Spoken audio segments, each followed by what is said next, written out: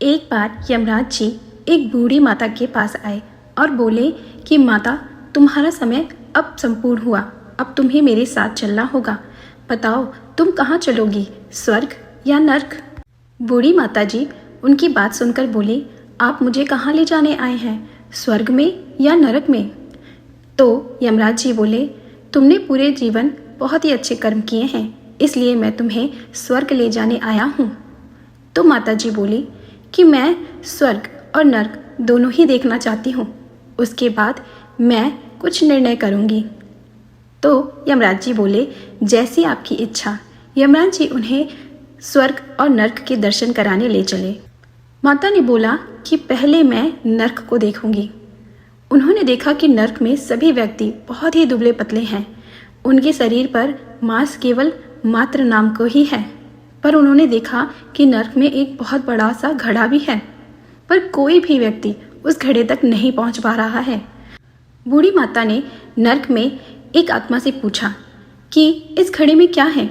आत्मा ने कहा, इस घड़े में बहुत ही स्वादिष्ट पकवान हैं, लेकिन हम में से कोई भी उस पकवान तक नहीं पहुंच पा रहा, और इसी कारण हम सभी इतने दुबले पतले हैं, क्योंकि हम उसे खा ही नहीं पा रहे हैं। तो माता ने कहा, तुम लोग क्यों नहीं खा पा रहे हो? तो आत्मा बोली कि हमने बहुत प्रयास किए, लेकिन हम वहां तक पहुंच ही नहीं पा रहे हैं। फिर बूढ़ी माता ने स्वर्ग के दर्शन किए।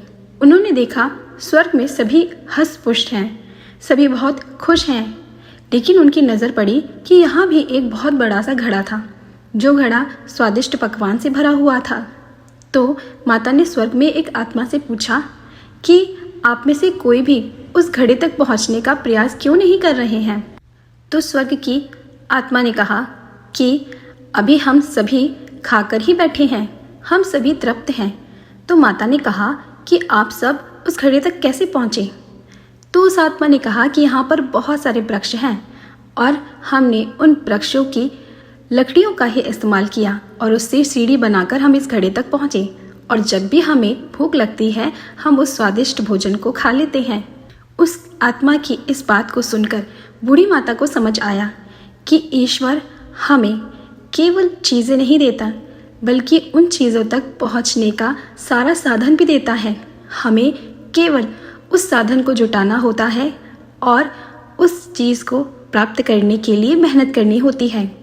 कभी भी ईश्वर हमें किसी चीज़ से वंचित नहीं रखेगा, लेकिन वो बैठे बैठे हमें कुछ नहीं दे सकता। हमें कर्म करने होंगे, तभी हमें फल प्राप्त होगा। आशा करती हूँ कि आप लोगों ने भी इस कहानी से कोई सीख अवश्य ली होगी, और आज से ही आप अपने जीवन में अपने लक्ष्य को प्राप्त करने के लिए अपनी पूरी कोशिश करेंगे।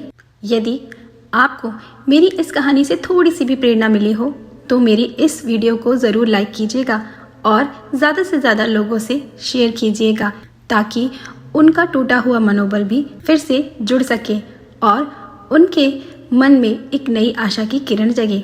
नमस्कार।